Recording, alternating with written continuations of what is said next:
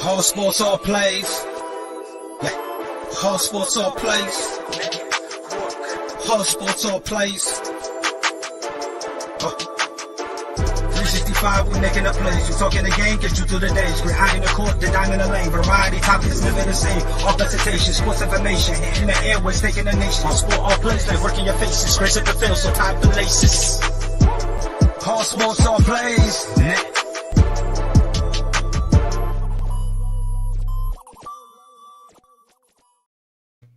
What's up? How you guys been? It's been a minute. I know y'all missed it. What's up, Dustin? How you doing, man? I'm doing good, man. Glad to be back after a little bit of a hiatus, I guess you could call it. The layoff's over. It's almost NASCAR time, man. Turning them keys here in just a couple weeks. Oh yeah, we got right around a month, just at a month before the. We got about 2.5 weeks until the start of the Clash in LA, and then 2 more weeks after that we've got the Daytona 500. Anyway, rough introduction. Welcome back to Loose Lugs, where we talk about NASCAR. We used to talk about college football. That's kind of over. Georgia won it. Go Dogs. So let's get back to some racing stuff. I'm ready, dude. I've been sitting here for 2 weeks. Like, I love football, but I love NASCAR. Yeah, I've been thinking the same thing. I'm like, we got to get the podcast going. We got to, but football, national championship stuff, that's important too. Man, it was good. I had fun, but it is definitely time to get back to what we are built to do, and that's cover NASCAR. Let's open it up with some recent news. There's some stuff that's happened, a lot that's probably happened since we had a last show. Our Eric Almirola announcing this is his last season. I don't know that that's by choice or by necessity. He's had a good sponsorship run with Smithfield, but even they are probably tired of not really getting the results they expect. Moving forward, I could make a few predictions. Who do you think is probably going to land in that 10 car? I really don't know. This kind of came out of the blue because in my mind, Eric Almirola is still fairly young as a NASCAR driver. I know when I first saw him racing at a racetrack, it was at the Milwaukee Mile where he was filling in for Denny Hamlin. Wasn't it 2007, I want to say? 2006? It's something like that, yeah. So, he's not a new driver, but, he's by no means old. So for him to come out and say that this is his last year, it really caught me off guard. But I don't know who would take the place of that 10 car. If I had to guess, maybe it would be someone from the Stewart Haas camp in the Xfinity Series, but I don't know who they'd pick, to be honest. I would probably say the most likely is going to be Riley Herbst, but there's been some rumors that he's holding out for the 4 car, which is possible. I don't know that they replace Kevin Harvick with Riley Herbst. I don't think he's that level of a driver. But Herbst is definitely going to be one of the two. And then you kind of look at the Gibbs camp because, they're always backlogged with drivers that are looking to move up. Kind of like this year with the Wood brothers landing Harrison Burton. He's been kind of log jammed in that area for years trying to find his way to the Cup Series, and he found it somewhere else. So it could be a similar situation where obviously not Ty Gibbs. I think he's well positioned to take Kyle Busch's spot probably after, or Denny Hamlin even after 2023. So, but there are definitely guys in the Gibbs camp that could be an option. They need to find somebody that can step up because, like I said, Kevin Harvick is really getting close. We were watching the 2002 Daytona 500 a few weeks ago, and I was like, there are only 2 drivers in that race that still race. One was Harvick, the other was Kurt Busch. I was like, wow. Like, retire, please. You've had a good career.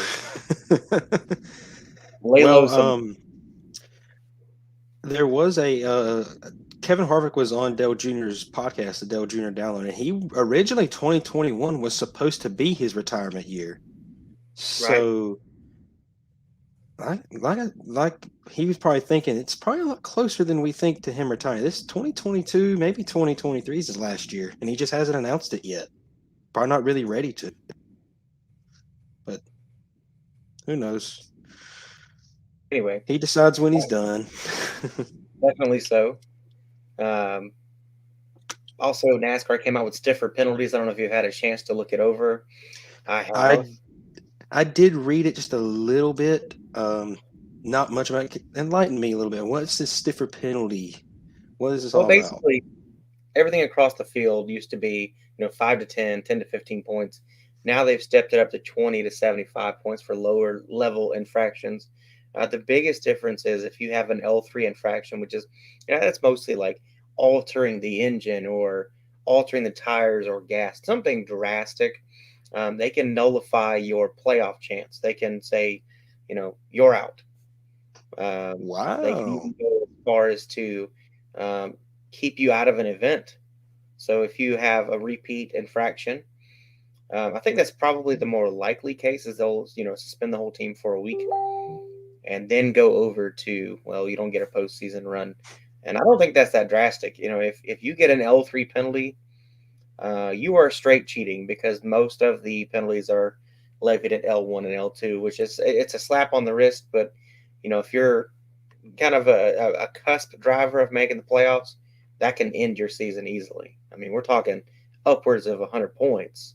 So without a win, Yeah. you'd be screwed. That's the biggest takeaway I found from it. Heck yeah. I didn't think it was. I mean, I knew what they were saying stiffer rules, and I was like, okay, maybe they'll go up on a few things, but that's a big step up. It needed to happen. There should I could be agree. severe penalties for cheating, in the sake of racing. To consider cheating a big deal is the bottom of the barrel. Um, you've got all these rules to keep things on a level playing field. The problem with a lot of the smaller teams is they probably feel like they have to cheat to win. And I don't find that to be a good thing. And at the same time, you flip that coin, the competition to be number one is so tight that, you put in that extra whatever to be the best team overall. Well, it starts somewhere. And cheating overall is just, it sucks. It's not good for the sport. It's not good for any sport, but especially a sport where we're supposed to be advocating for a more fair and level of competition that everyone can come into and race with. So the little guy can, compete for a championship. That's the goal, Yeah. everybody can. So I like it. What else was it that I saw? The new cars look amazing. They've put out a lot of paint schemes. I think my Yeah. favorite so far is of course, Chase Elliott's Hooters scheme is out of this world. I don't know if you've seen it, but it's bad. I did see it. It's a It's brilliant cute. paint scheme. Yeah, they put some time into that one. I really like it. I'm trying to think. There was another one that was it's like a 37 or something. 27, 37. No, 47. Stenhouse. I saw one of his that was a composite, and it looked really good. It looked really good. Um, so they've gone out and done some crazy things. But the number being more forward definitely helps. They have more area to put these sponsor decals and stuff. So that's awesome. Yeah, I got to be real. When going into the testing at Daytona and seeing the number so squashed down in the right where the front tire is, I was like, I don't know if I'm going to like this, but they've made some really good paint schemes to kind of mask that look. It looks good. I'm props Yeah. to the guys that designed the paint schemes because they did a very, very good job with a lot of them. Yeah, they've put some effort into a lot of these, and let me see if I can find one that I really liked and see if I can get it up there for people to see. Because let's see, the Ally car looks pretty smooth. The Wood Brothers 21 looks really good. I mean, they've done a lot of cool schemes so far. Brad Keselowski's scheme next year looks good. I really like that one. The My favorite. preview car for RFK looked Yeah, wow. I mean that's basically I what want to his see car. that on the track. That's basically what his car looks like next year too. He has a couple of sponsors that are going to have that look. Yeah. Yes, I love that paint scheme. It looks so good. So the other big news that has happened since I think we had a show. There wasn't a lot. There's a few more moves that happened. Um, Tony Stewart joining the Fox crew for a couple of events and the Clash and the Daytona 500. That's cool. I like to see Tony up there. He says what he wants to say, and he doesn't care if he offends you. And I respect that about him. Absolutely. Yeah, there's a lot of people that will just give you what you want to hear, and you'll be like, "That's my guy," because I heard what I want to hear. But that's basically what the media does to you sometimes, and I'm not a big fan of that. Tony just tells it like it is, and I think that's what a lot of people like about him. It's the no nonsense, no sugarcoating of the language. His interviews say it all, in my opinion. Absolutely. And his driving style said the same thing. Oh, you hit me with your bumper. The next lap, your bumper is now going to be on your hood. And that's exactly how he did his racing. Mm-hmm. He definitely earned my respect in that point. Um, he was the closest thing I thought for a while to Dale Sr. With his driving style because he didn't care, if you were in a championship race or if you were, going for a milestone. He's going to race you clean until you race him dirty. And then he's going to let you know that you messed up. And I've always respected that. Yeah. You want a good example of it, just look up, I think it was the year he was retiring. I can't remember what year, but it was at Sonoma. And him and Denny Hamlin were going for the win. Denny bumped him. Next lap, drove it in there to the hairpin, bumped him, got him at the racetrack, and went on to win the race. Yeah. Perfect example. I believe that was 2016, but I could be wrong. It probably is. I don't remember when he retired. Those years kind of run together when it comes to driver retirements. It seems like it was a long time ago. I mean, it's not last year, but to me, it seems like years because, Clinton Boyer took his seat.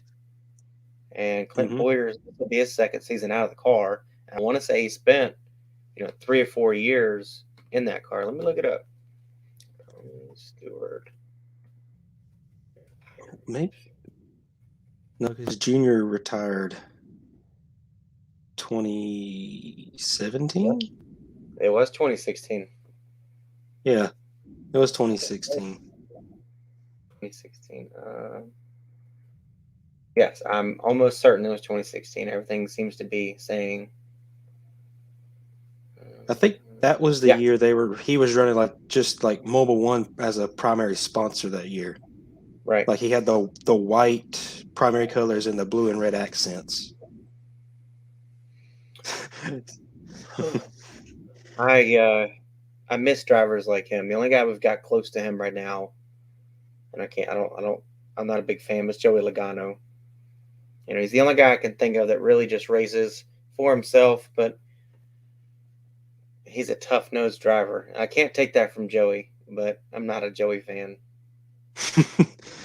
Yeah, I'm not a fan of him either, but he's not afraid to get the shoulders out every once in a while if he feels like you're racing him a little bit dirty.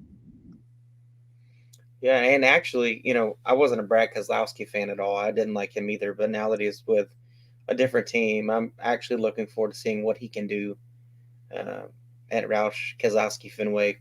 That's going to be an uphill battle for a while. I know people are saying, well, he'll still get in the points, the playoffs, and I'm like, no. It would be a long shot for him to make the playoffs this year. He'd have to win a race. I don't see him just going over there and competing for a championship first year. They've been down and out for a decade. Yeah. And new cars, new face, everything. But he would have to really just get fortunate at one of these plate tracks, in my opinion, to get in. And I don't know. We'll see. Let's roll right into top 3 drivers of all time. You want to go first? Or you want to go first? I want you to go first. I think our lists are going to be fairly similar, but I want to hear your list first before I give my list. How about we do a coin toss? Okay, I coin have this toss. crazy little Aquaman coin. Ooh. So Yeah. which side's going to be heads? Which side's going to be tails? Heads, tails. Tails. Alrighty. Sounds All right. good. Call it. Heads. That didn't count. It fell. All right. I'm going to do. Let's just do heads again. Ooh. Tails. Tails. All right. I'll go first. All right. You wanted me to, so I'll just do it. All right. So I'm going to take some flack for this. I know. It's okay. But I start with number 3. That's Richard Petty. He is the king of NASCAR for sure. But he's not the king because of his titles or his wins. He's the king because of where he took NASCAR from his first race and where NASCAR was when he was done. When he had his first NASCAR race, I mean, we were still transitioning from the beach to the actual asphalt, and not many people really knew what NASCAR was. Televised races wasn't really a thing. Every once in a while, you'd have a camera crew, and they'd record it, and then they'd keep it for good luck. But you didn't see these races on national TV like you do now. Not even close. It wasn't until '79 we had a full, flag to flag live race. But he got us to that point. He was so big in the news every week that it was a building process. You go from year to year, and you get these faces that are great for NASCAR. But every year, what did Richard Petty do? Did he win a championship? How many races did he win? And that kind of media coverage put NASCAR in a position to get the TV deals they have now. And without him, I'm not sure that we are where we are, where there's a fight between Fox and NBC to who covers the races. We may still be at an ESPN only schedule, which is not bad, but the TV money was not excellent for the sport then either. So he's the king, in my opinion, because championship, sure, 7, tied, awesome. 200 wins, great. But the wins that he got, we'll never have a real number of how many wins he won because he had a Hemi engine. And that number, take those away, because it was an advantage. It truly was an advantage. You take those wins away, how many does he have? And I don't have that number. I don't know if anybody does. But I think with even cars back in that day, I think number 2, Dale Earnhardt Sr., takes him. I think he beats him. I think takes at least one championship away. And Dale Sr. is very close to number 1. He was my favorite driver forever, ever. I mean, even after he died, I was like, go watch some Talladega races where he comes out of nowhere in 23rd place and still wins. Yeah. But he's number 2 because he has 7 championships. He has a ton of wins, 76, I believe. And he was the intimidator. It wasn't the wins. He was good everywhere. There wasn't a track that he couldn't conquer. He was a driver's driver. He was that in-between era of Petty and Johnson where you still worked on your own cars, but we were beginning to transition to teams that made the cars for you. And even then, Dale was making his own cars. When he hooked up with Richard Childress, they began to take off, and Richard was very adamant that we'll get somebody to build your cars for you. And that was kind of, I think from what I've read, Dale was hesitant to let anyone build a car for him. But he did it because it was an improvement, to have more hands on the vehicle. But he went up against Petty. He went up against Gordon. He went up against these guys that ended up being the giants of the sport. And he came out victorious quite a bit in tough competition. There's probably plenty of fans that are going to say Dale Sr. at number 2. but I'll make my case for number one, and that's Jimmy Johnson. And when you win 5 championships in a row, and it's not like his team is the only reason. He beat his teammates, one of being Jeff Gordon, who is probably number 4 on this list, at worst 5.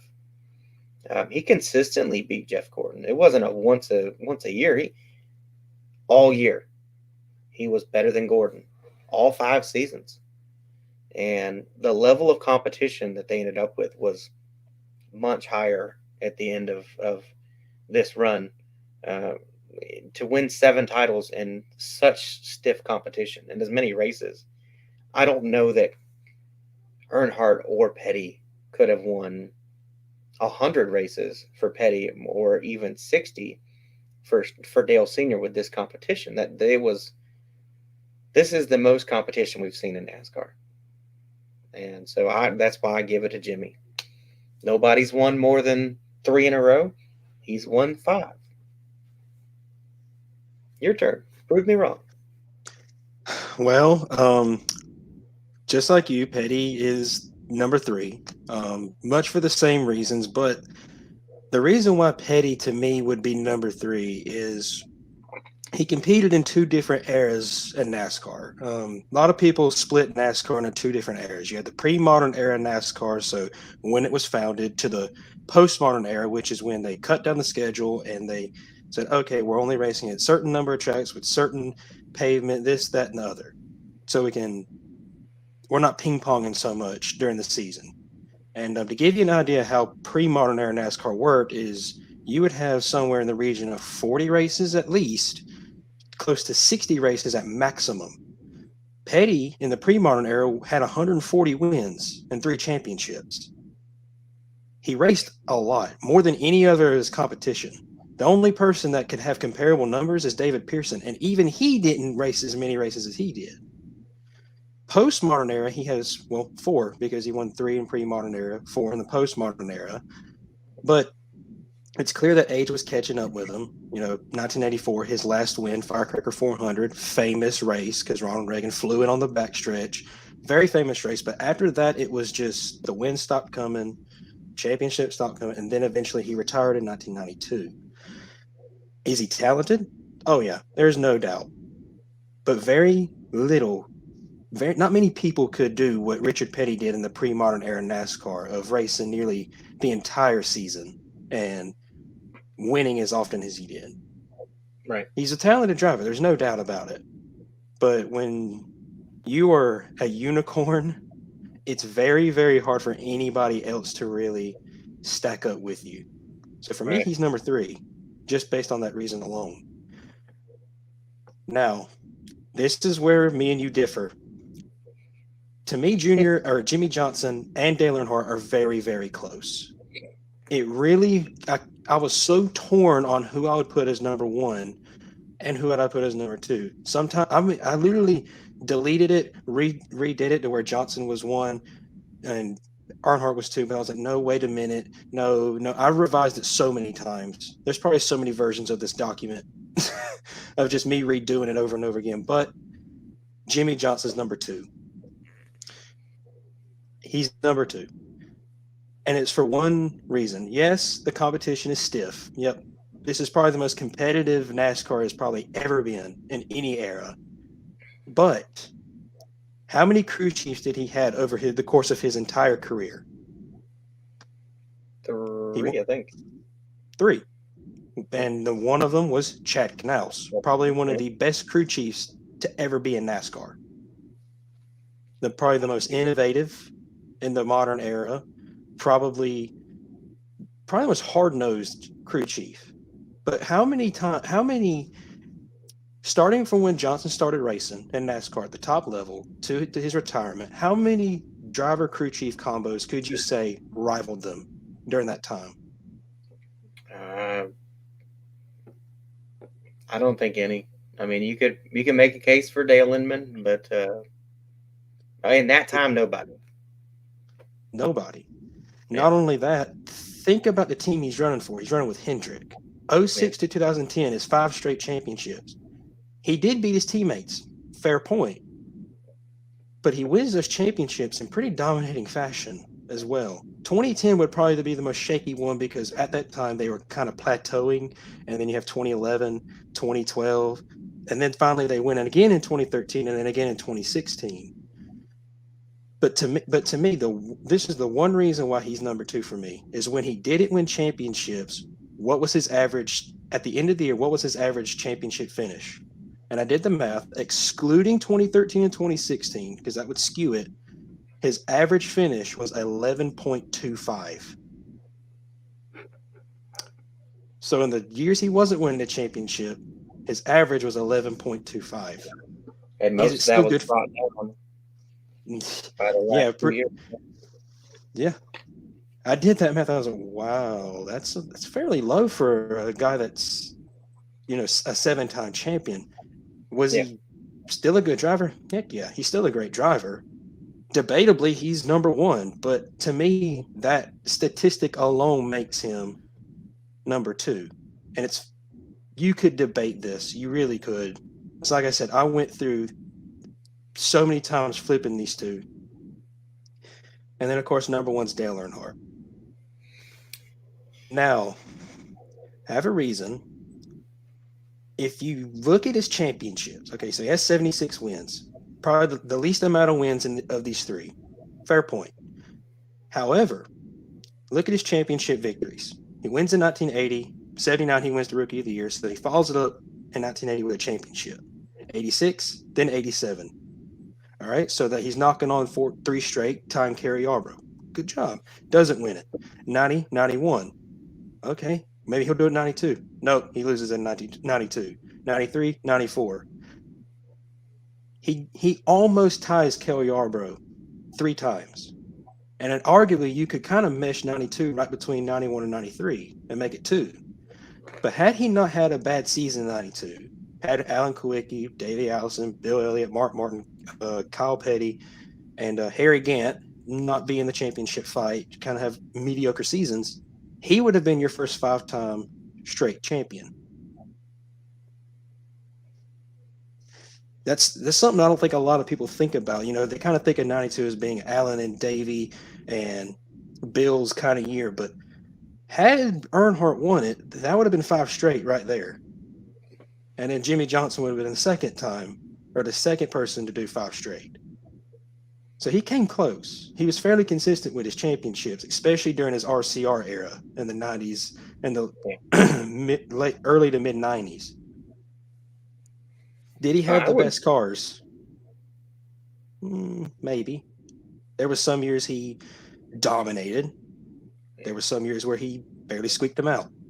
It's not, you can't say he had the best cars all the time in every season because, you look at teams like Roush during this time period where Mark Martin was coming in. Their first season was abysmal. Their second season was better. Then their next season was a little bit better. And then got up to 2002 and it started to teeter off. You could not really pattern race teams as much as you can now with momentum. Mainly because back then, like you said, they were the drivers were building their own cars. It was the whole team dynamic of mechanics, engineers. It was all fairly new. But I think if you put these 3 guys on a racetrack, same cars, same everything, I think Earnhardt wins this just based on talent alone.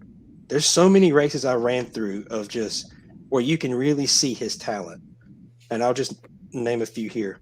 87 Winston, 99 Bristol Night Race, 2000 Winston 500, the 86 Miller High Life 400.